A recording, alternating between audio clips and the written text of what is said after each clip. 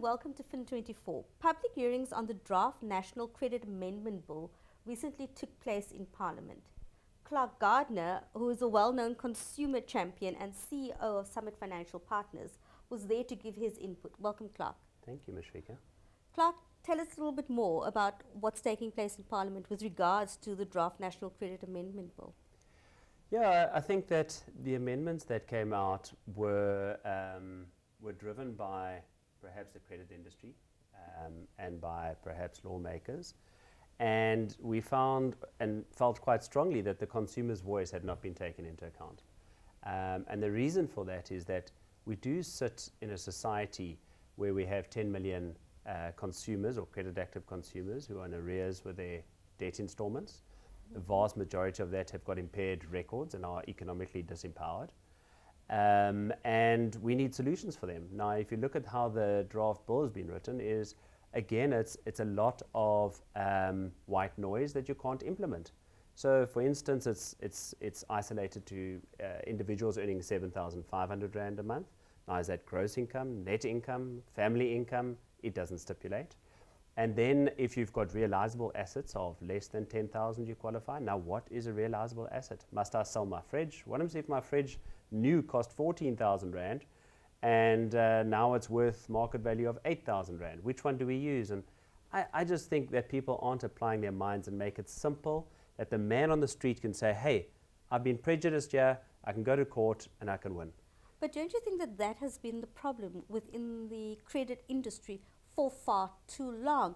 Nothing is concrete. We keep on writing legislation and we write legislation, but the problem comes down to implementation. It never seems to be implemented and it never seems to filter down to the ordinary man in the street, who somehow or the other always seems to be at the edge of being denied access to information that he can understand and access to financial justice and recourse. So when we look at what's happening at Parliament with regards to the bill, you also made a very, very good point where you said that reckless lenders were to be viewed as the same as a drug dealer. Drug dealer. I loved it. A drug dealer and the consumer going back for loans over and over and over again as the drug addict.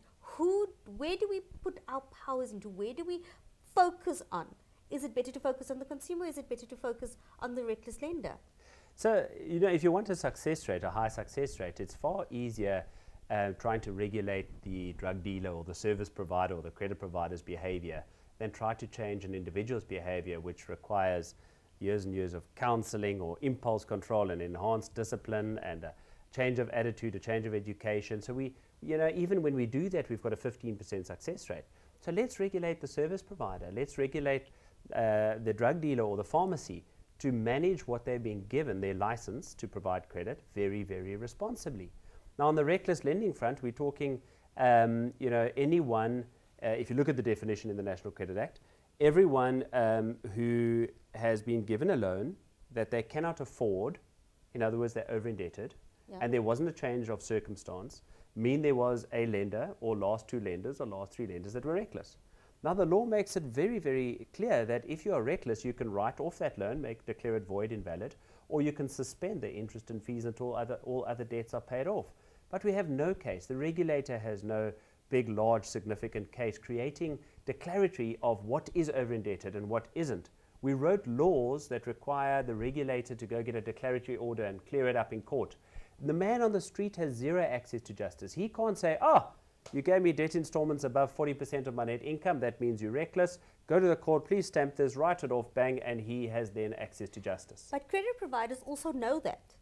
Credit providers are very, very aware of the fact that the laws are not being implemented, and therefore they seemingly are going ahead. Because I remember this been coming on from 2006, 2007.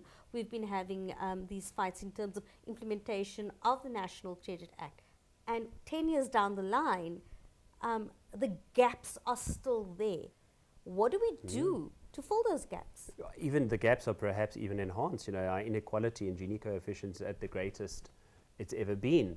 And the World Bank and IMF keep on saying, you know, access to credit improves GDP. Of course it does for the shareholders of Capitec, the Leroux's and Moutons and et cetera, not the man on the street. It doesn't improve and increase his wealth or her wealth.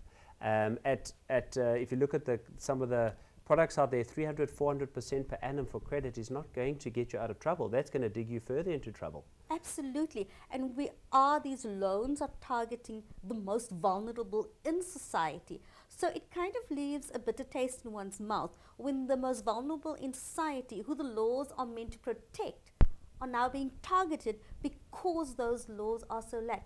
Clark, before we go, I just want to find out from you, if somebody thinks that they are the victim of reckless lending, what is their recourse right now? What do they do? So I'll extend that further. That's reckless lending. And if you're over indebted, what is your remedy there as well? What, in terms of our insolvency laws for the individual, there's statutory debt counselling, which is wrought with abuse and high fees. Reckless lending, you meant to, in theory, go to the National Credit Regulator, who's eased the process and cost of going to court. Now, because we've gone to the National Credit Regulator in the past 10 years without any success, the National Consumer Tribunal can't be accessed unless you go via the regulator, and so we've had to pursue court cases.